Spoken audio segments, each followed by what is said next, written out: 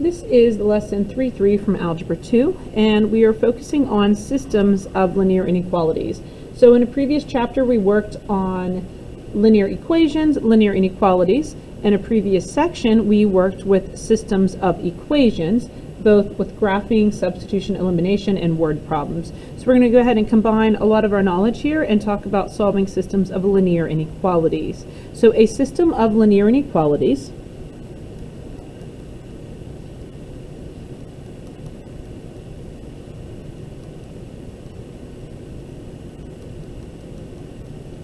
is a set of two or more linear inequalities with the same variable. The solution to a system of inequalities is often an infinite set of points that can be represented graphically by shading. Even if there is a boundary where it shades into a shape, there are infinite points in there. But a lot of times our shading will continue on and go beyond in the graph what we see on the paper. All right, when we graph multiple inequalities on the same graph, the solution region is where the shading overlaps. So it is where the shading overlaps. So we're going to go ahead and jump in. When we do these, I'm going to be using y equals mx plus b to do my graphing, pulling the slope and the y-intercept. When we go to do word problems, we are going to use x and y intercepts to help our accuracy, not all the time, but a lot of the times. So I'm going to go ahead, I have some different colors here. You're welcome to have different colors. You can use the same color, but you have to be careful so you can show the final overlap. So my first one I'm going to do in purple. So I'm going to have that my slope is -2 or -2/1, and my y-intercept is 4. Notice these are already solved for y equals. If not, I would need to solve that. And I'm going to put my y-intercept on the y-axis. So let's give a couple reminders here. Slope is rise over run, and b is the y-intercept, and that is your starting point on the y-axis. All right, the other reminders for you are less than or greater than would be a dashed line, and less than or equal to, greater than or equal to would be a solid line, and then we need to remember to shade. So we're going to be looking for overlap, so we want to be careful that we don't overdo it. So here we go, back to this one. 4 is my y-intercept. It's the ordered pair 0, 4. Bring that back to you. So here I go at 0, 4 in the right spot up there. Got it.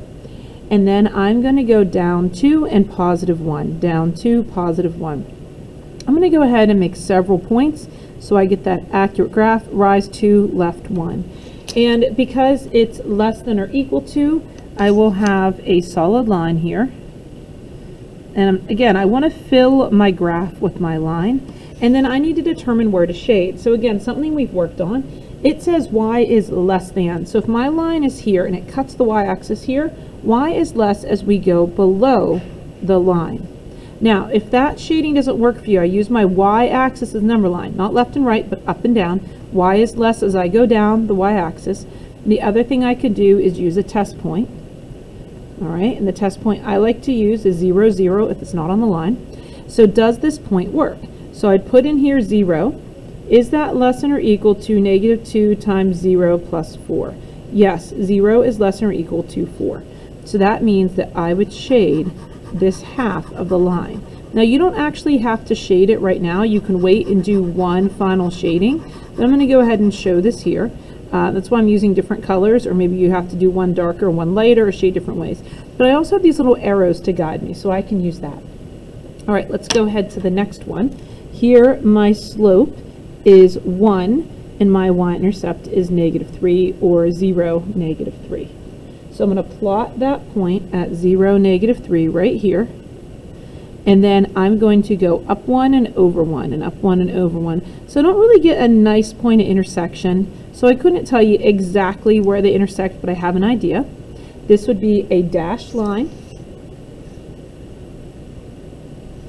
Let me find it there. So make sure it's visible. There is my dashed line, and it says y is greater. So if I'm looking at the y-axis, y gets bigger as I go up. So I'm going to be shading above this one. Again, if you want to use a test point, I'm going to use 0, 0 again. And in that test point, I would plug in that 0 is greater than 0 minus 3. 0 is not, oh sorry, 0 is greater than negative 3. Maybe today is not a good day to make a recording. 0 is greater than negative 3 because it's a negative. So since that point works, then everything works. Now if I'm shading this one, I'm really shading everything greater than this line.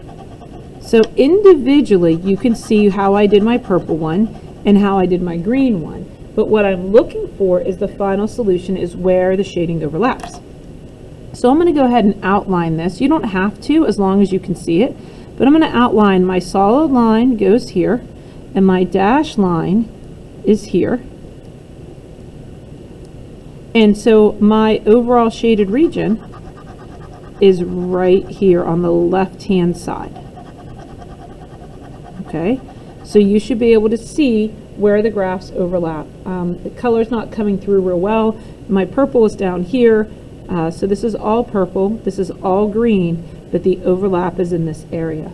So what does that mean? If I pick a point like 0, 0, it works in both of these inequalities. If I pick a point down here that's only in purple, then that point only makes the first one true. It does not make the second inequality true. If I pick a point in green, it makes this inequality true, but it won't work here. So it has to work in both. If I pick a point that's not shaded, like 5, 0, it will be false in both of these. If I pick a point on the solid line, because it's shaded with the green and on the solid line, it will work in both. If I pick a point on the dashed line, it will only work in my first equation because it's in the shaded region, but it's not equal to this, so it won't work. So my solution would be anything on this solid line or in the double shaded region. All right, we'll move a little faster. I just wanted to point that out, and we'll try a different color since the green's not showing up as well. All right. Again, solve for y, so you have less work, but if it's not solved for y, you do have to put that work into it. The slope here is 3/2, and the y-intercept is 2. So I'm going to plot that point at 2, or 0, 2, and I'm going to go up 1, 2, 3, and write 1, 2. Positive slope, but I'm also going to move 1, 2, 3 down, 1, 2 to the left, and that gives me a little bit more. This is equal to, so again, a solid line. There we go. And then we need to determine where to shade. So it says y is greater, so I'm going to be shading going up the y-axis. Now I'm not actually going to shade this one in, I'm just showing myself shade above. But you can shade it in lightly. Alright, I'm going to come and do my second one, and this one is x is less than 3, so we don't want to flip this. This is a vertical line. This is a vertical line, and its slope is undefined. Okay, so it cuts through the x-axis at 3. So I'm going to go ahead and put that here. Cuts through the x-axis at 3.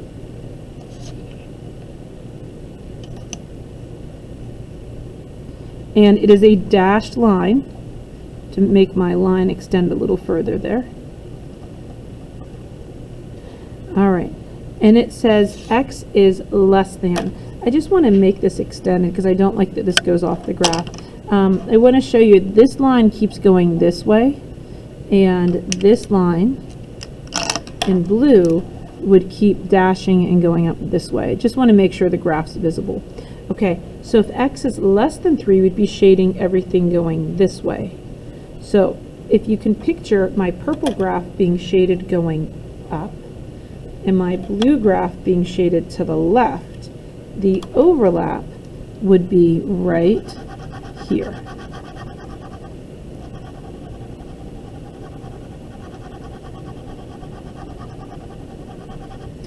So I'm going to go ahead and trace that to show that the solid line is included and the dashed line cuts it off.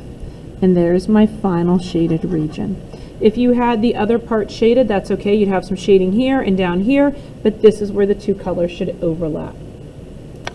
All right, now we have a couple more problems here on the back. And you can see instead of having 2 inequalities, we have 3. So I'm going to use some extra colors here. If you have highlighters, that works. If you have colored pencils, that's nice because you can erase.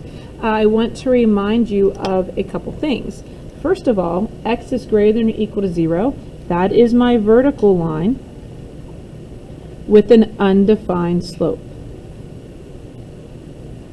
So I'm going to have a vertical line, it's going to be solid, that cuts through the x-axis. And put it off here so you can hopefully see it. Alright, there it is. And x is going to be greater than. So I'm going to be shading going to the right. Again, you can shade all of this in if that helps you. Maybe I'll shade it lightly.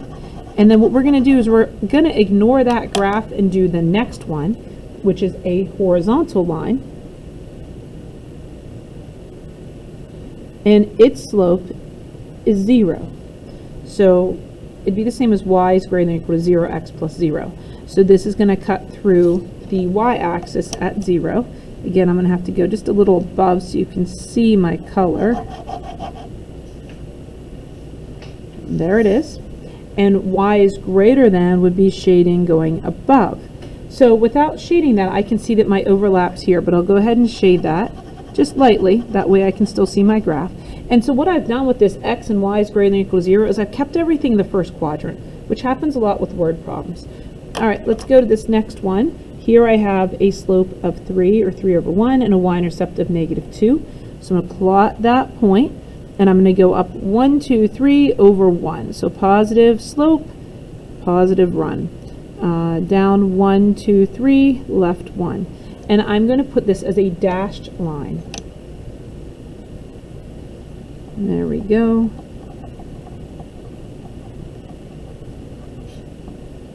There's my dashed line. Y is less than, so if we look at the y-axis and we go down, we'd be shading going down. I could do a test point if I don't like to shade above and below using my y-axis. My test point would be 0, 0. Is 0 less than 3 times 0 minus 2? 0 is not less than -2, so this doesn't work, so it must be this half. So go ahead and I'll shade here. But again, my overlap's right in this corner. I just want to keep track of my overlap. I have one more, and that has a slope of -1 and a y-intercept of 4. So we're going to plot this point at 0, 4 up here.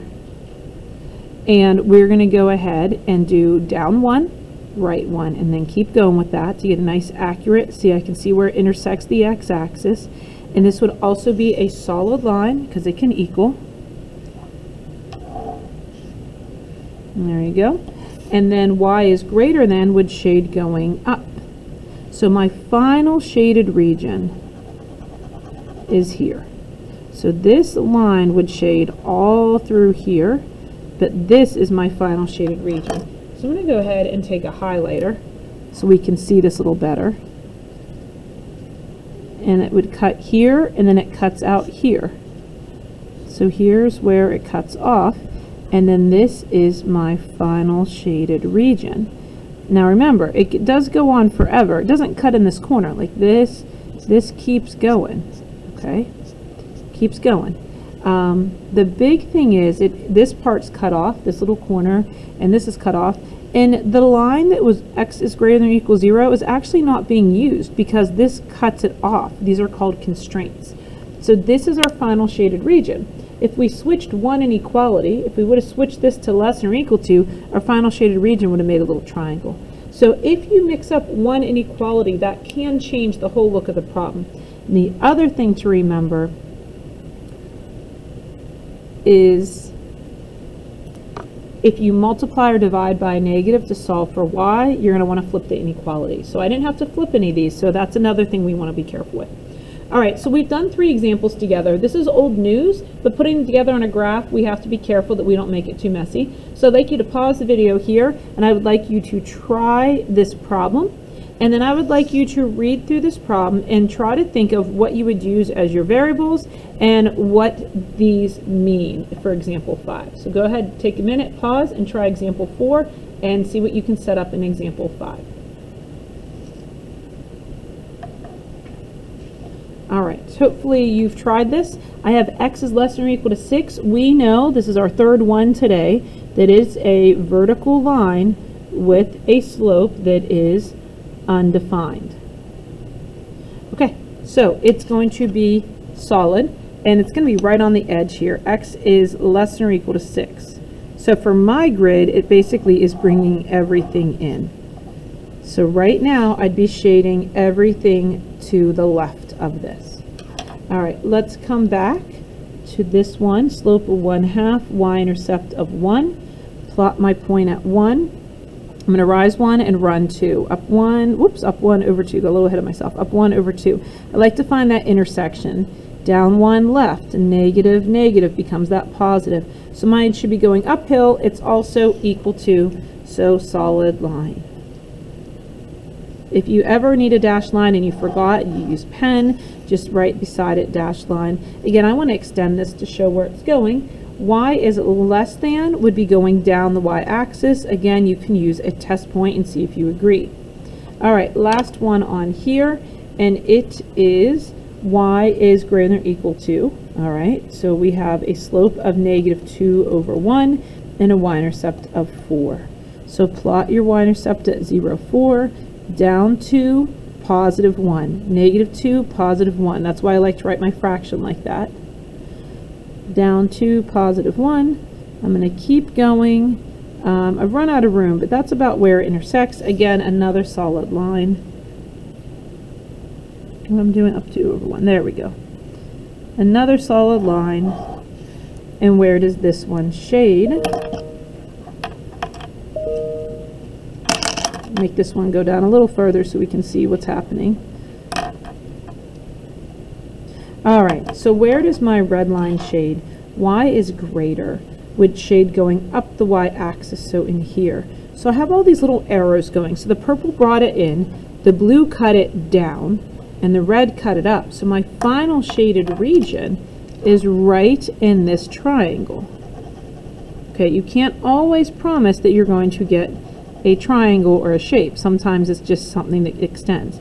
But in this case, this is the final shaded region. So again, if I pull a point from anywhere in this shaded region or on any of these solid lines, it will work in all 3 inequalities. If I pull something in one of the other areas, it will only work in 1 or 2 of them, but not all 3. So make sure you're very clear about dashed and solid lines and where your final shading is. All right, let's talk about example 5 here. So Jordan is close to breaking a school record. 24 points is what is needed to tie. So if he gets 24 points exactly, they tie. 25 points break the record, and there's nothing in between. You can't get 24.2 or 24.5, so there's nothing in between. All right, a field goal can be worth 2 or 3 points, and they'll play the game tonight. Write an inequality for each situation. Okay, so we have, I'm going to go ahead and define x as the number of or amount of 2-point field goals. And I'm going to let y equal an amount or number of 3-point field goals. All right, so if we have 2 points for each of these shots, that's total points from 2-point field goals, plus 3 points for each of these shots. And if he fails to break or tie the record, he would have less than 24 points.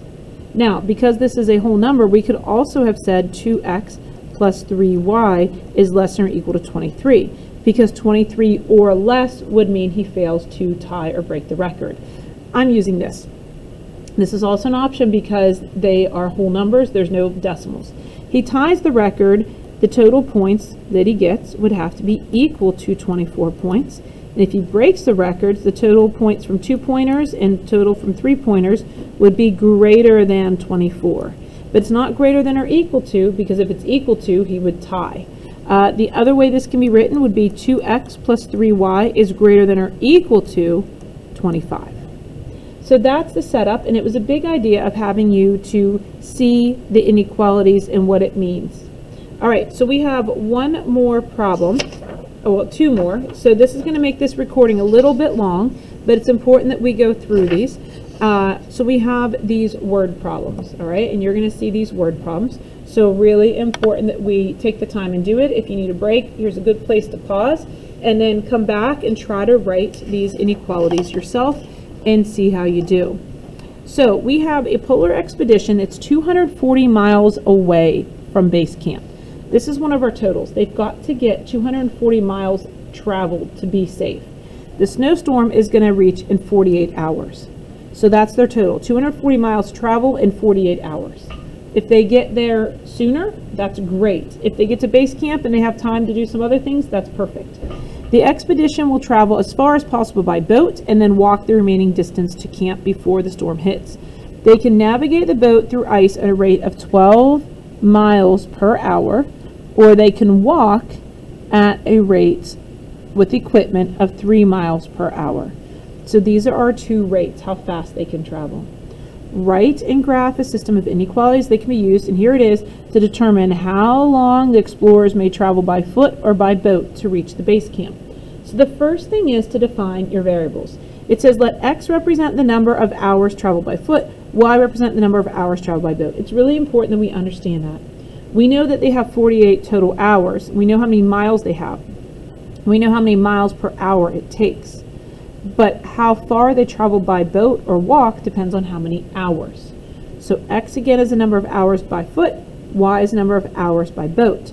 They have 48 hours, so the hours x plus the hours y, so by boat, x is on foot, so by foot plus the hours by boat has to be less than or equal to 48 hours. So hours plus hours is less than or equal to 48.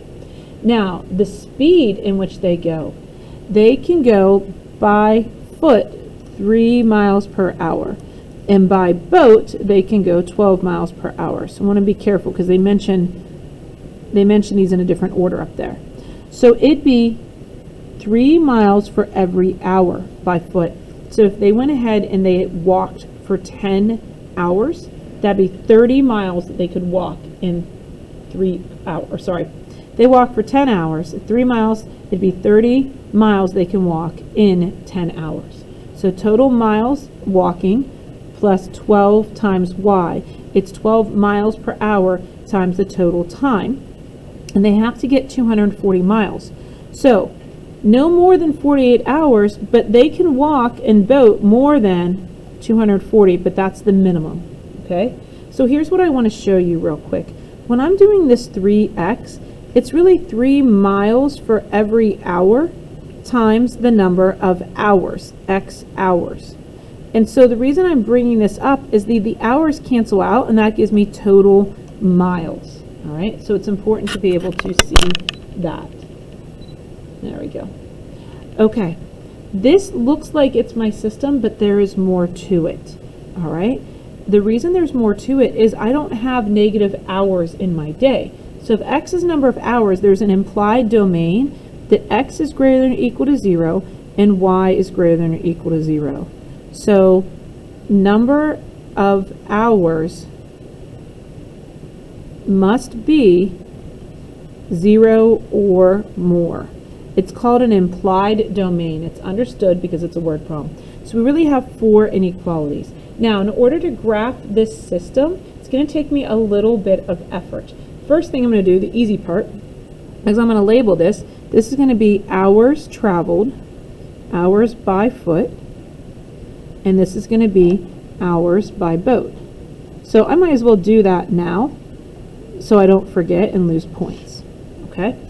The next thing I can do is start labeling my intervals, but I don't know what I want to count by. So again, I could go in and solve both of these for y, but unless I count by 2's or by 1's, starting at 48 and then trying to do a slope is going to be a little tricky when I'm estimating. So I am again suggesting you use x and y intercepts to graph.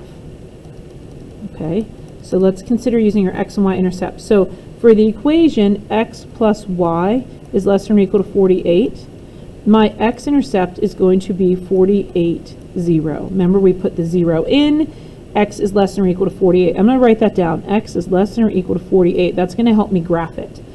And then for the y-intercept, we know the x value is 0, so plug that in. Y is less than or equal to 48. All right, so that's one set of intercepts. Now, the next equation was 3x plus 12y, and that was greater than or equal to 240. So let's do an x-intercept and a y-intercept again. And I've got my 0, I've got my 0, and if I put 0 in for the y value, I get 3x is greater than or equal to 240. All right, so x is greater than or equal to 80. And if I put my 0 in here, I'm left with 12y is greater than or equal to 240. So y is greater than or equal to 20. Nope, yes, it should be 20. All right, so this helps me. The biggest x value I need is 80, and the biggest y value I need is 20. So I'm going to go ahead and count by fives. So here it is, 5, 10, 15, 20. So I'm showing every 10, but each block represents 5.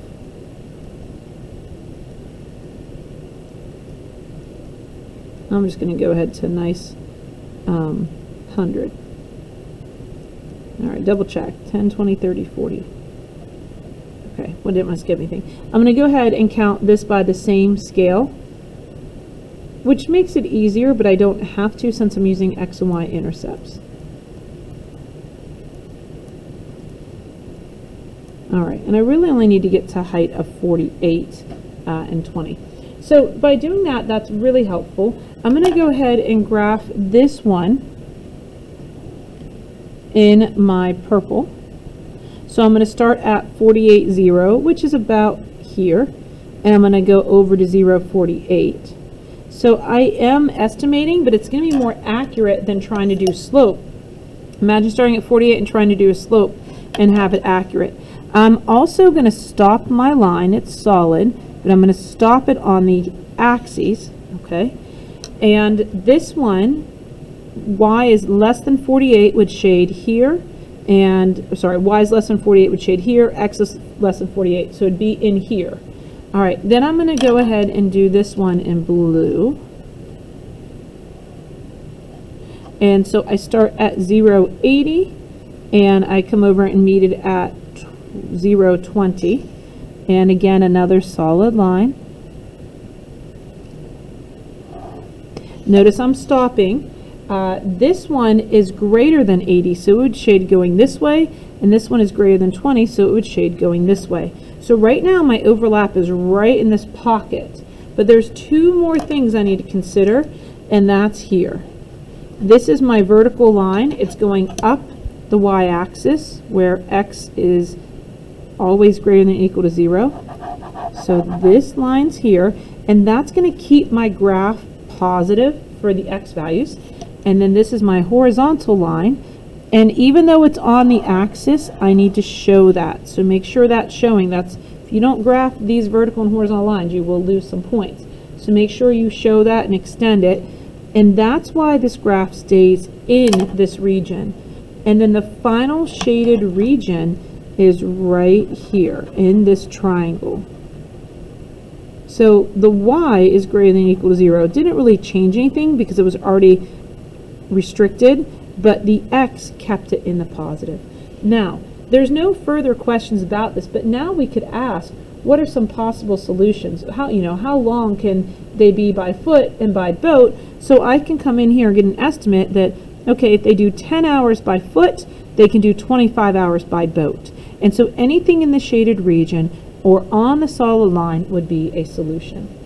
Okay, so we have one more word problem to do, and I want to talk about that in a second. But again, anything in the shaded region is a solution, but I would be very hesitant to pick something close to the line unless I plugged it back in to make sure it made both equations true, because our graph is an estimate since we didn't count by ones and we don't see exactly where they intersect.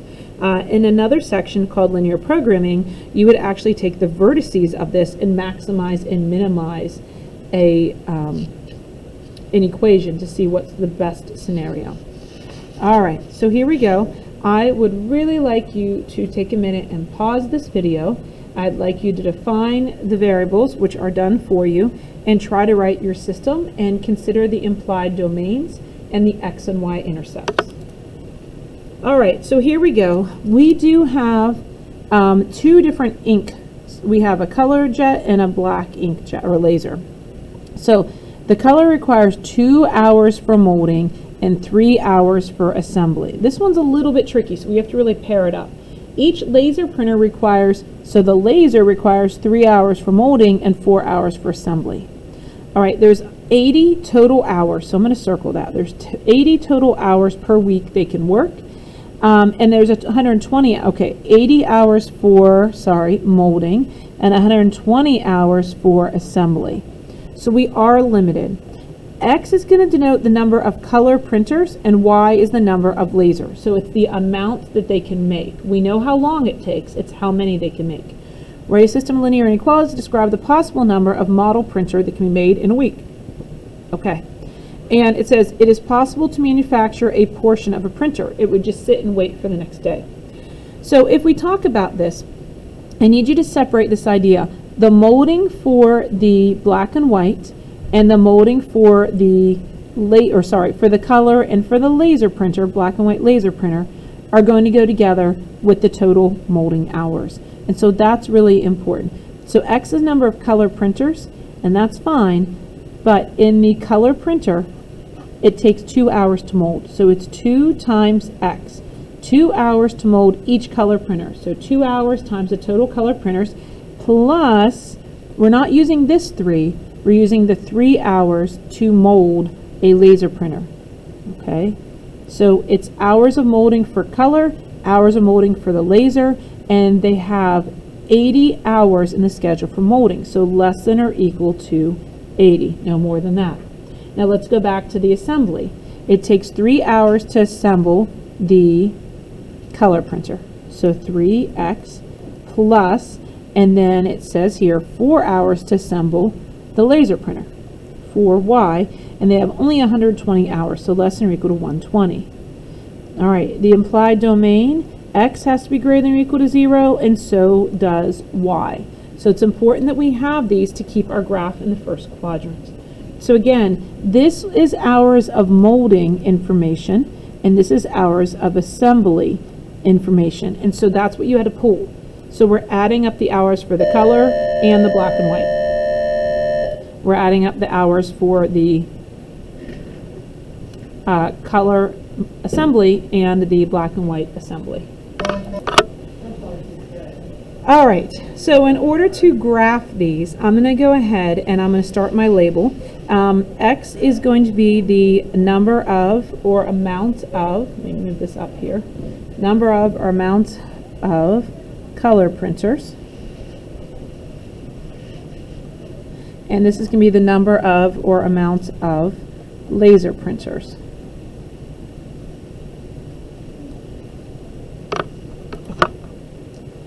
Now, once we've got this, we want to take the time and see what we're going to count by. If I look at the 80 and the 120, I would think I have to count really high, and I don't have to. So I'm going to find my x and y intercepts again. That's really one of the best ways to graph accurately so we can see where it intersects. So I'm going to come off to the side here.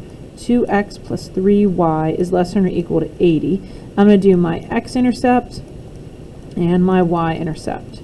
So here we go. Put in my 0. So we're using our old knowledge.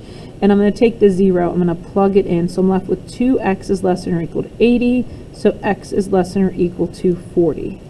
All right. So that helps me out. And come over here, put my 0 in, and I have 2 times 0, and I'm left with 3y is less than or equal to 80. That's not going to be such a nice number, and that's okay. Y is going to be less than or equal to, it's going to be a repeating decimal. Let's get it. It's going to be 26.6 repeating. So we're definitely going to be estimating that, or 26.7. Get myself a little bit of room here. 26.7. Okay. And let's come back and let's do our x and y intercepts for this one. 3x plus 4y is less than or equal to 120. And so we start with a 0 in for y, and so I have 3x is less than or equal to 120, and x is less than or equal to 40.